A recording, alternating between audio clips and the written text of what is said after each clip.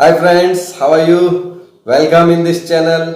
और आज हम इलेक्ट्रोकेमिस्ट्री के थर्ड टॉपिक की बात करने वाले हैं और वो टॉपिक एनसीईआरटी का डायरेक्ट टॉपिक है, प्रोडक्ट्स ऑफ इलेक्ट्रोलाइसिस। तो इसमें सबसे पहले आपको पता होना चाहिए व्हाट इज इलेक्ट्रोलाइसिस। 9th में भी पढ़ा है इलेक्ट्रोलाइसिस को, 10th में मेटलर्जी के प्योरिफिकेशन में पढ़ा है, प्योरिफिकेशन ऑफ मेटल। है क्या इलेक्ट्रोलाइसिस? लाइसिस का मतलब केमिस्ट्री में होता है ब्रेकडाउन, डिकम्पोजिशन। अगर ये इलेक्ट्रिसिटी के कारण हो रहा है तो इलेक्ट्रोलाइसिस, सनलाइट के कारण होता है फोटोलाइसिस, और हीट के कारण होता है तो थर्मोलाइसिस। ओके, तो what is electrolysis? Very simple definition, decomposition of an electrolyte, decomposition of an electrolyte by the passage of electricity in its aqueous solution or molten state is known as electrolysis. तो इस part में हम electrolytic cell के बारे में पढ़ेंगे, तभी हम प्रोडक्ट्स के बारे में बात कर पाएंगे, तभी हम फैराडे लॉ के बारे में बात कर पाएंगे। यहां पर एक शुरुआत में ही टॉपिक आता है, what is difference between electrolytic cell and electrochemical cell. पहले हमने इलेक्ट्रोकेमिकल सेल पढ़ा गाइस, गैल्वेनिक सेल, जिंक का एनोड लिया, कॉपर का कैथोड लिया, जिंक को जिंक सल्फेट में इमर्ज किया, कॉपर को कॉपर सल्फेट में इमर्ज किया। लेफ्ट साइड में ऑक्सीडेशन होता है, राइट साइड में कैथोड पर रिडक्शन होता है। वो सब कुछ हमने पढ़ा ना। थोड़ा सा अब हम इलेक्ट्रोलाइटिक सेल के बारे में बात करें, फिर आपको इसके डिफरेंसेस समझ में आएंगे। इलेक्ट्रोलाइटिक सेल अगर मैं आपको सिंपल फॉर्म में बताऊं तो इलेक्ट्रोलाइटिक सेल में दो हाफ सेल नहीं होते। पहला डिफरेंस तो यही आ जाता है, इलेक्ट्रोलाइटिक सेल में एक ही हाफ सेल होता है और उसी में दोनों इलेक्ट्रोड इमर्ज करते हैं। फॉर एग्जांपल, अगर मैं कॉपर के इलेक्ट्रोड्स ले रहा हूं तो सॉल्यूशन किसका लूंगा? कॉपर सल्फेट का लूंगा। ये देखो फ्रेंड्स, मैंने एक सॉल्यूशन लिया है सॉल्ट का जो A+B- आयंस बना रहा है, दो इलेक्ट्रोड इमर्ज करे हैं, और जो एनायन हैं वो कहाँ जा रहे हैं? एनोड की तरफ। कैटायन कहाँ जा रहे हैं? कैथोड की तरफ। और बैटरी से कनेक्ट करा है हमने, तो एनोड को बैटरी के पॉजिटिव से कनेक्ट करा है, कौन? इलेक्ट्रोकेमिकल सेल के। और कैथोड को हमने बैटरी के किसके? इलेक्ट्रोलाइटिक कैथोड को, इसके कैथोड को बैटरी के एनोड से कनेक्ट करा है, यानी नेगेटिव पॉइंट से। ये है दोस्तों, प्यारे बच्चों, हमारे दो सेल। लेफ्ट साइड में मैंने गैल्वेनिक सेल बनाया है। देखो, गैल्वेनिक सेल में मैंने दो हाफ सेल लिए हैं। लेफ्ट साइड में जिंक रॉड को ZnSO4 में इमर्ज किया है, तो यहां पर क्या हो रहा है? ऑक्सीडेशन हो रहा है, Zn के एटम अंदर आ रहे हैं सॉल्यूशन के अंदर और इलेक्ट्रॉन्स बाहर की तरफ मूव कर रहे हैं। कैथोड पर क्या हो रहा है? Cu2+ आयन माइग्रेट कर रहे हैं कैथोड की तरफ, और ये जो इलेक्ट्रॉन अंदर एंटर कर रहे हैं उनको एक्सेप्ट करके, और ये यहां पर देखो दो इलेक्ट्रॉन आ रहे हैं अंदर, Cu2+ यहां पर डिपॉजिट हो रहा है, रिडक्शन हो रहा है। अकेला अगर ये सेल हो, अकेला सिंगल, हमने किसी से कनेक्ट नहीं किया है, तो इसमें एनोड से इलेक्ट्रॉन मूव करेंगे का कैथोड की तरफ। लेकिन हमने अब इस सेल को कनेक्ट करा है एक इलेक्ट्रोलाइटिक सेल से। इलेक्ट्रोलाइटिक सेल के लिए हमने एक्वस सॉल्यूशन बनाया है इलेक्ट्रोलाइट का, कॉपर सल्फेट का, और दो कॉपर के इलेक्ट्रोड लिए, एक तो इम्प्योर कॉपर और एक प्योर कॉपर। मैं प्योरिफिकेशन करना चाह रहा हूं मेटलर्जी में, तो मैं चाह रहा हूं इम्प्योर कॉपर से कॉपर के आयंस निकल कर कैथोड तक आए और रिड्यूस होकर यहां पर डिपॉजिट हो। तो इसमें इलेक्ट्रिक करंट पास करना पड़ेगा। जब तक इसमें इलेक्ट्रिक करंट पास नहीं होगा, इसमें सेल रिएक्शन शुरू नहीं होगी। तो हमने क्या करा, ये जो हमारी बैटरी है, गैल्वेनिक सेल है, उसमें हमने क्या करा, जिस इलेक्ट्रोड को हमने बैटरी के कैथोड से यानी पॉजिटिव से कनेक्ट करा, वो हमारा कौन है बच्चों? यहां पर एनोड। जिसको बैटरी के नेगेटिव से कनेक्ट करा, वो हमारा कौन है? कैथोड। इलेक्ट्रॉन का ट्रांसफर अभी भी anode to cathode, anode to cathode ही होगा, समझे? यहां पर ऑक्सीडेशन हो रहा है, तो क्या हो रहा है बच्चों? यहां से इलेक्ट्रॉन मूव करके हमारे कैथोड में एंटर कर रहे हैं। कैथोड में ये इलेक्ट्रॉन कौन एक्सेप्ट कर रहा है? Cu2+ आयन सॉल्यूशन में से निकलकर यहाँ पे रिडक्शन हो रहा है और यहाँ डिपोजिट हो रहा है। यहाँ पर क्या हो रहा है, इम्प्योर कॉपर से कॉपर के एटम्स ऑक्सीडाइज होकर Cu2+ में चेंज हो रहे हैं, सॉल्यूशन में आ रहे हैं, और ये 2 इलेक्ट्रॉन्स एनोड से निकलकर पूरा ट्रेवल करते हुए हमारे पॉजिटिव कैथोड यानी गैल्वेनिक सेल के कैथोड में एंटर करते हैं। यहाँ पर भी रिडक्शन करवा रहे हैं Cu2+ से Cu। तो आप देखोगे तो इलेक्ट्रॉन का मूवमेंट तो वही है, एनोड टू कैथोड अकेला है, तो इलेक्ट्रोलाइटिक सेल से कनेक्ट किया तो भी anode of galvanic cell to cathode of electrolytic cell, anode of electrolytic cell to cathode of galvanic cell. दोनों में डिफरेंसेस आप कर सकते हो। ये केमिकल एनर्जी को इलेक्ट्रिकल एनर्जी में कन्वर्ट करता है, तो ये इलेक्ट्रिकल एनर्जी को केमिकल एनर्जी में। इसमें 2 हाफ सेल बनाने जरूरी हैं, इसमें एक ही सेल से काम चल जाएगा। इसकी सेल रिएक्शन स्पॉन्टेनियस है, क्योंकि यहाँ पर या तो कंसंट्रेशन का डिफरेंस रखते हैं, अगर सेम है तो सॉल्यूशन सेम है तो कंसंट्रेशन का डिफरेंस रखते हैं जो कंसंट्रेशन सेल में होता है, और अलग अलग हमने लिए तो मेटल 2 इस तरह से सेलेक्ट करते हैं दोनों के E0 रिडक्शन की वैल्यू अलग अलग हो। इसकी कैथोड की E0 reduction value greater than anode, तो ये इलेक्ट्रॉन एक्सेप्ट करेगा, सेल रिएक्शन स्पॉन्टेनियसली शुरू होगी।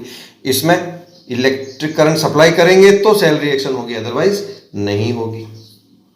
तो आप इस तरह से 2-3 डिफरेंस केवल डायग्राम ये वाला स्टडी करके ही बना सकते हैं।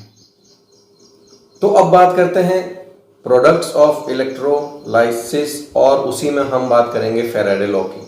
तो पहले हम कुछ प्रोडक्ट ऑफ इलेक्ट्रोलाइसिस की बात करें कि इस इलेक्ट्रोलाइसिस का जो प्रोडक्ट है वो डिपेंड कौन कौन सी बातों पर करता है। नंबर 1 तो आपने पढ़ा स्टैंडर्ड इलेक्ट्रोड पोटेंशियल, और we can say standard reduction electrode potential की वैल्यू पे डिपेंड करेगा। किस पे रिडक्शन होगा? जिसका स्टैंडर्ड इलेक्ट्रोड रिडक्शन पोटेंशियल की वैल्यू ज्यादा होगी वो रिड्यूस होगा, और रिड्यूस होने से ही हमको मेटल मिलता है। Got it? कहाँ? कैथोड पर। दूसरा इस चीज पे डिपेंड करता है कि हमने एक्वस सॉल्यूशन जो बनाया है इलेक्ट्रोलाइट का, उसमें इलेक्ट्रोड कौन से इमर्ज किए हैं। अगर हमने मेटेलिक इलेक्ट्रोड इमर्ज किए हैं तो वो भी रिएक्शन में टेक पार्ट करेंगे, वो भी रिएक्शन में पार्टिसिपेट करेंगे। अगर हमने मेटेलिक इलेक्ट्रोड्स काम में लिए, जैसे कॉपर सल्फेट में कॉपर इमर्ज किया, तो उसने भी रिएक्शन में पार्टिसिपेट किया। यानी अगर हम इसी कॉपर सल्फेट के सॉल्यूशन में इनर्ट इलेक्ट्रोड एंटर कराते हैं, जैसे ग्रेफाइट का है या प्लेटिनम का है या सिल्वर है या गोल्ड है, तो वो रिएक्शन में पार्टिसिपेट नहीं करेंगे, तो प्रोडक्ट डिफरेंट होंगे।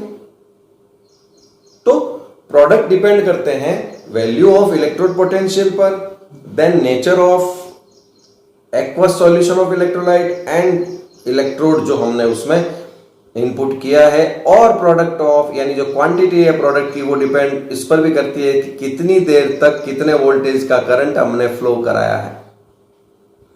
उस पर हम फैराडे में बात करेंगे। तो पहले हम कुछ एग्जांपल्स लेते हैं। फर्स्ट एग्जांपल हम लेते हैं NaCl का, इलेक्ट्रोलाइसिस प्रोडक्ट ऑफ NaCl। 2 तरह से क्वेश्चन पूछते हैं इसमें, क्योंकि आपको पता है कि NaCl आयोनिक सॉलिड है, और आयोनिक सॉलिड आपके 2 स्टेट में इलेक्ट्रिक करंट का कंडक्शन करेगा। First molten state, second aqueous state, क्योंकि सॉलिड स्टेट में वो इलेक्ट्रिक करंट का कंडक्शन नहीं करेगा। सॉलिड स्टेट में उसके आयंस हैं वो इलेक्ट्रोस्टैटिक अट्रैक्शन फोर्स से मजबूती से बंधे हुए हैं, तो वो माइग्रेट नहीं कर पाते कहां पर? एनोड और कैथोड की तरफ। लेकिन उसको अगर वाटर में डिसॉल्व करेंगे तो Na+ और Cl- इलेक्ट्रोस्टैटिक फोर्स उनका टूटेगा, तो वो माइग्रेट कर पाएंगे। या फिर उसको मेल्ट करें, लिक्विड स्टेट में बदले NaCl को। तो पहला एग्जांपल हम लेते हैं मोल्टेन NaCl। मोल्टेन NaCl में यानी NaCl को मेल्ट किया तो 2 तरह के आयंस होंगे, Na+ और Cl-। बहुत सिंपल सी बात है। इलेक्ट्रोलाइटिक सेल में कैथोड एनोड, क्या होगा बच्चों? एनोड पे ऑक्सीडेशन चाहिए, कैथोड पे रिडक्शन चाहिए, तो कैथोड की तरफ कौन मूव करेंगे? Na+। क्लिप में देखिए, ये जो Na+ है वो कैथोड पे जाके इलेक्ट्रॉन गेन कर रहे हैं। कौन जा रहे हैं बच्चों? Na+, और कोई है ही नहीं कैटायन। Na+ जाएगा, अपना इलेक्ट्रॉन गेन लेगा, और Na में सोडियम मेटल में कन्वर्ट होता जाएगा कैथोड पर। एनोड पे कौन जा रहा है? Cl- जा रहा है, वो इलेक्ट्रॉन रिलीज कर रहा है, ऑक्सीडाइज हो रहा है, Cl- में से एक इलेक्ट्रॉन निकल जाएगा, Cl का एक एटम बचेगा। फिर एक और Cl माइनस जाएगा, वो भी एक इलेक्ट्रॉन रिलीज करेगा, तो Cl के दो एटम न्यूट्रल, तो एक एक इलेक्ट्रॉन की पार्टनरशिप करेंगे। याद आया? एक क्लोरीन के आउटर मोस्ट शेल में कितने होते हैं? 7 इलेक्ट्रॉन, तो एक एक इलेक्ट्रॉन की पार्टनरशिप करेंगे, ऑक्टेट कंप्लीट करके Cl2 गैस बनाने लग जाएंगे। तो कैथोड पे तो कलेक्ट हो रहा है सोडियम मेटल, और एनोड से रिलीज हो रही है क्लोरीन गैस। केमिकल रिएक्शन भी बहुत बहुत सिंपल है, आप देखो क्लिप में। दूसरा एग्जांपल लेते हैं बच्चों हम, electrolysis of aqueous solution of NaCl। It is more important than molten state, क्योंकि यहां पर आप थोड़ा सा सोचो, जब हमने वाटर में NaCl डिसॉल्व किया है, वाटर में NaCl डिसॉल्व किया है, तो डिकम्पोजिशन होगा तो Na+Cl- बनेगा, तो वाटर भी तो अंदर कैटायन और एनायन देगा, H+ और OH-। जब आप इलेक्ट्रोड एंटर कर रहे हैं अंदर, इलेक्ट्रोड इमर्ज करा रहे हैं, इलेक्ट्रिक करंट फ्लो करा रहे हैं, इलेक्ट्रोड यहां पर इनर्ट चाहिए दोस्तों, ग्रेफाइट के ले सकते हो, प्लेटिनम के ले सकते हो। तो क्या होगा, जब आप इलेक्ट्रिक करंट फ्लो करोगे तो दो तरह के कैटायन हो गए जो कि कैथोड की तरफ भागेंगे, रेस होगी उनमें, Na+ भी भाग रहा है और H+ भी भाग रहा है। और आपको पता है कैथोड पर हु विंस रेस, कैथोड पर रेस जीतने का मतलब क्या है? कौन यहां आकर इलेक्ट्रॉन गेन करेगा, जिसका इनॉट रिडक्शन की वैल्यू ज्यादा होगी। और आपको पता है Na+ तो बहुत रिएक्टिव मेटल है, तो उसका तो इनॉट रिडक्शन नेगेटिव में है, -2.71 है, और H+ का इनॉट रिडक्शन 0 वोल्ट है, तो 0 इज ग्रेटर देन -2.71। तो कैथोड पर कौन रेस जीत जाता है बच्चों? H+ एन रेस जीत जाता है। H+ accept 1 electron and convert hydrogen atom, again one more H+ plus 1 electron, again hydrogen atom, और H एटम और H एटम आपस में हाइड्रोजन गैस बनाकर कैथोड से कौन सी गैस रिलीज कर रहे हैं? हाइड्रोजन। दूसरी तरफ देखिए, एनोड पर भी बच्चों दो तरह के आयंस मूव कर रहे हैं, Cl- भी जा रहा है, OH- भी जा रहा है। एनोड पर कौन रेस जीतता है बच्चों? जिसका इनॉट रिडक्शन कम हो, क्योंकि जिसका इनॉट रिडक्शन कम होगा उसी का तो इनॉट ऑक्सीडेशन ज्यादा होगा, और एनोड पर हमको क्या करवाना है? ऑक्सीडेशन करवाना है। OH- का इनॉट रिडक्शन है 1.23 वोल्ट, जबकि E naught reduction of Cl- is 1.36 volt. तो एनोड पर कौन रेस जीतता है बच्चों? जिसका इनॉट रिडक्शन कम हो, क्योंकि जिसका इनॉट रिडक्शन कम होगा उसी का तो इनॉट ऑक्सीडेशन ज्यादा होगा, अपोजिट होता है दोनों। तो वैल्यू के हिसाब से हम देखते हैं बच्चों, तो यहां पर OH- का इनॉट रिडक्शन की वैल्यू कम है, तो ऐसा लगता है कि यहां पे OH- ऑक्सीडाइज होना चाहिए। बट यहां पर एक ओवर वोल्टेज वाली मैं आपको कंडीशन बताता हूं। मान लो कि एनोड पर OH- ऑक्सीडाइज हो रहा है, तो कौन सी गैस बनेगी? ऑक्सीजन गैस बनेगी। तब तो फिर ये तो क्या हुआ मामला, कैथोड पे हाइड्रोजन गैस निकल रही है और एनोड पर ऑक्सीजन गैस निकल रही है, तो ये तो हमने वाटर का इलेक्ट्रोलाइसिस प्रोसेस कर दिया। और आपको पता है वाटर के इलेक्ट्रोलाइसिस प्रोसेस में हाई वोल्टेज की जरूरत पड़ती है, लेकिन हमने एक सिंपल कंसंट्रेशन का NaCl का एक्वस सॉल्यूशन बनाया हुआ है और हाई वोल्टेज नहीं दे रहे हैं। लो वोल्टेज पे क्या होता है कि OH- का जो ये ऑक्सीडाइज होने का जो रेट है वो बहुत कम होता है, स्पीड बहुत कम होती है, यानी काइनेटिकली वेरी स्लो। ये जो इसकी स्लोनेस है, इसके कारण इलेक्ट्रोड पर एक रेजिस्टेंस क्रिएट हो जाता है OH- के लिए, और वो ऑक्सीडाइज हो नहीं पाता जब तक कि उसको हाई वोल्टेज नहीं मिलता। तो यानी 1.23 वोल्ट से ज्यादा उसको इलेक्ट्रोड पोटेंशियल चाहिए।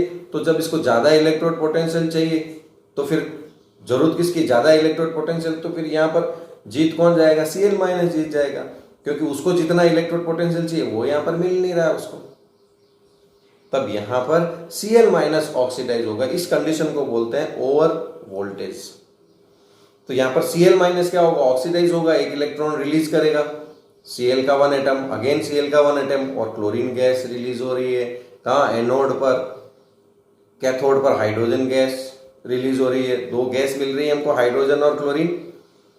सॉल्यूशन में कौन बच गए? Na+ बच गया और OH- बच गया। तो जब गैसेज निकलती रहेगी, काम चलता रहेगा। जब गैसेज निकलना बंद हो जाए तो अब हमको एक्वस सॉल्यूशन मिल गया, किसका? NaOH का, सोडियम हाइड्रोक्साइड का। अब हम इलेक्ट्रोलाइसिस की बात करें वाटर की, तो सिंपल वाटर का इलेक्ट्रोलाइसिस में थोड़ा सा हाई वोल्टेज चाहिए, तो इसलिए इजीली हो जाए, नंबर ऑफ H+ आयन बढ़ जाएंगे। कंडक्शन बढ़ाने के लिए हम थोड़ा सा सल्फ्यूरिक एसिड उसमें ऐड करते हैं, H2SO4। मेन तो वाटर ही है, 2-3 ड्रॉप्स हम H2SO4 ऐड करते हैं। तो क्या होता है बच्चों, अब कितने तरह के आयन है हमारे अंदर, आप हर बार यही सोचना, H+ और OH- आयन तो पहले से ही थे, H2SO4 डाला तो again H+ and SO4-2 ion हो गए। तो कैथोड पे तो कोई कंपटीशन बचा ही नहीं। H+ आयन मूव करेंगे कैथोड पर और क्या होगा, इलेक्ट्रिसिटी फ्लो होगी तो मूव करेंगे, इलेक्ट्रॉन गेन करेंगे, हाइड्रोजन गैस रिलीज होगी। लेकिन एनोड पर दो तरह के आयन्स मूव कर रहे हैं, OH- भी मूव कर रहा है और SO4-2- भी मूव कर रहा है। बट यहां पर OH- wins the race because E0 reduction of OH- is less than that of E0 reduction of SO4-2। यहाँ पे रेस तो कर रहे हैं पर कंपटीशन नहीं, OH- यहाँ पर जीत जाता है। सीधा वाटर की रिएक्शन क्या लिखेंगे, 2H2O arrow O2 + 4H+ + 4 electron. यहाँ पर बहुत से बच्चों के दिमाग में आ रहा होगा, सर H+ का तो फिर E0 रिडक्शन 0 है ना सर।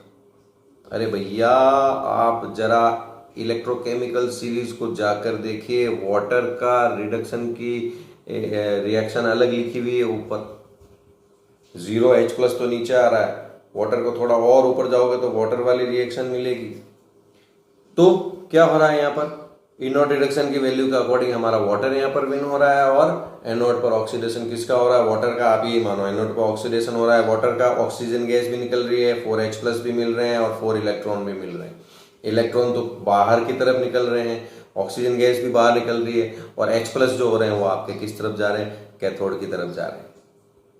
ठीक है, तो यहाँ पर वो वाली वैल्यू से कंफ्यूज नहीं हो कि H+ की तो E0 रिडक्शन 0 होता है ना सर, वो तो केवल H+ का H2 में कन्वर्ट होने का है बच्चों। यहाँ पर वाटर की बात कर रहे हैं हम, वाटर का E0 रिडक्शन वैल्यू। यहाँ पे बच्चों आपका एक लॉ कोर्स में है, फैराडेज लॉ। फैराडे ने जो लॉ बताया था कि कैथोड पर कितना मेटल डिपॉजिट होगा या एनोड से कितनी क्वांटिटी गैस रिलीज होगी, उसके लिए उसने एक लॉ दिया है। ज्यादातर हम इसको कैथोड पे कितना मेटल डिपॉजिट हो रहा है उसके लिए काम में लेंगे। बहुत ही सिंपल लॉ है बच्चों, वो कह रहा है W is directly proportional to capital Q। What is W? W is the amount of metal deposited at cathode और एनोड, गैस लिबरेट हो रही है उधर एनोड पर, उसके बारे में बात कर रहा है। वो डायरेक्टली प्रोपोर्शनल होगा कैपिटल Q यानी चार्ज जो आप पास कर रहे हो इलेक्ट्रोलाइट में। चलो प्रोपोर्शनल का साइन हटाते हैं, W is directly proportional to Q, W is equal to ZQ। Z क्या है यहाँ पर, प्रोपोर्शनलिटी कांस्टेंट है। Z की जो वैल्यू आती है वो आती है molar mass upon NF। Molar mass तो जिस सब्सटेंस को आप डिपॉजिट कर रहे हो उसका, N कितने इलेक्ट्रॉन वो गेन कर रहा है और F फैराडे कांस्टेंट। क्या होता है Faraday constant? Total charge of 1 mole electrons, जो हम न्यूमेरिकल में यूज करते हैं, वैल्यू 96500 कूलम। अभी मैं यूनिटरी मेथड से समझाऊंगा कि कैसे ये mm/NF आया। और I इक्वल टू क्या होता है, Q/T, इलेक्ट्रिक करंट। तो Q इक्वल टू क्या होगा बच्चों, I × T। तो हमारा फॉर्मूला क्या बनता जा रहा है, W is equal to ZIT। और ओपन करिए आगे, W is equal to Z को ओपन करिए, mm/NF × IT। W find out करना है तो ये सब गिवन होंगे, इलेक्ट्रिक करंट फाइंड आउट करना है तो आप इस फॉर्मूले से कर सकते हैं। टाइम कितनी देर तक करंट दें कि इतना मेटल हमको चाहिए, वो भी आप इसका फॉर्मूला बना सकते हो। एक ही फॉर्मूला याद रखना है, W is equal to ZIT। और Z की वैल्यू अलग से याद रखें, Z की वैल्यू क्या होगा, mm/NF, molar mass upon NF। एक एग्जाम्पल की बात करते हैं। सपोज करो मैं Al2O3 का, मोल्टेन Al2O3 का इलेक्ट्रोलाइसिस कर रहा हूं।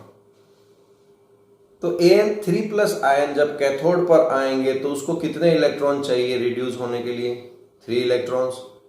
तो 1 ion of Al3+ require 3 electrons और क्या देगा हमको, 1 एटम ऑफ एल्यूमिनियम। अब हम इसको नंबर ऑफ आयंस बढ़ाते हैं। अगर मैं 6.022 इंटू 10⁻23 आयंस ले लेता हूँ Al+3 के, तो इधर कितना चाहिएगा 3 इंटू 6.022 इंटू 10⁻23। और एल्यूमिनियम एटम भी कितने बनेंगे 6.022 इंटू 10⁻23, और 6.022 इंटू 10⁻23 क्या 1 मोल। तो इफ 1 मोल Al3+ आयन यहां पर आते हैं कैथोड पर, तो उसको 3 मोल्स इलेक्ट्रॉन चाहिए। तो क्या बनेगा 1 मोल एल्यूमिनियम इट मीन्स 27 ग्राम। तो 3 मोल इलेक्ट्रॉन्स के टोटल चार्ज को ही तो हम क्या बोल रहे हैं, 1 मोल इलेक्ट्रॉन का ही चार्ज तो क्या हो रहा है 1 फेराडे, तो we need 3 faraday charge here. Clear.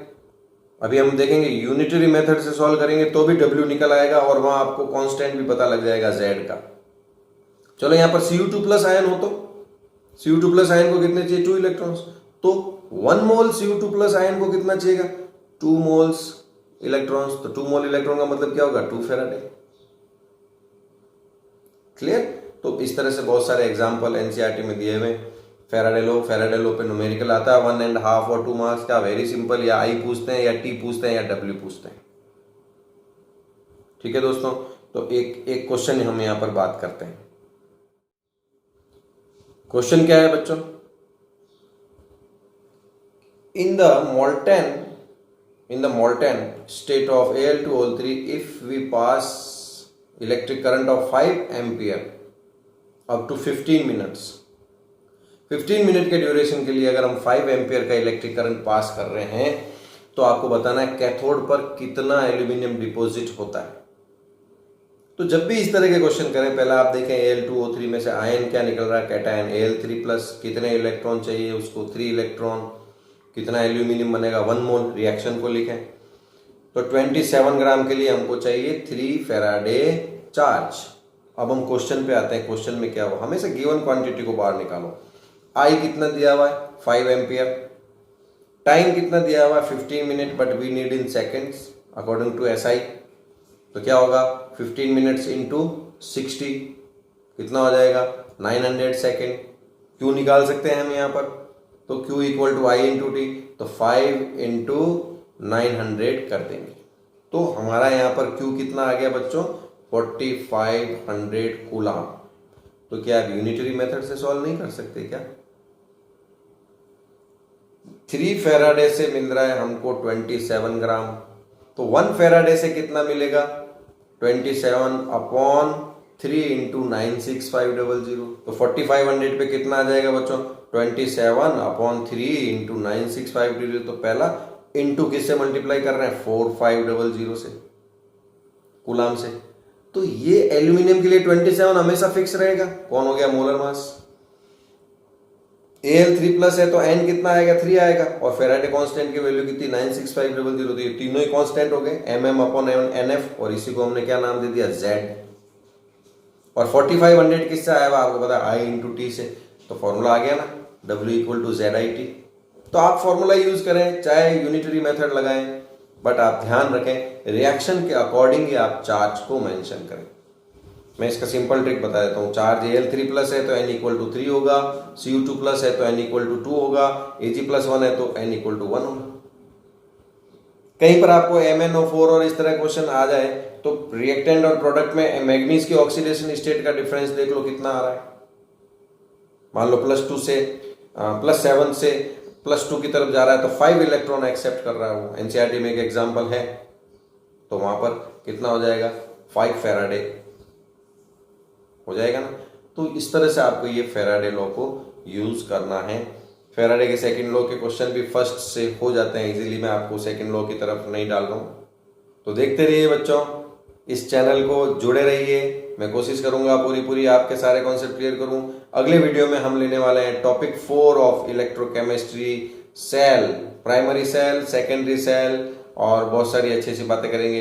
Rusting की बात करेंगे, मैकेनिज्म ऑफ रस्टिंग की बात करेंगे।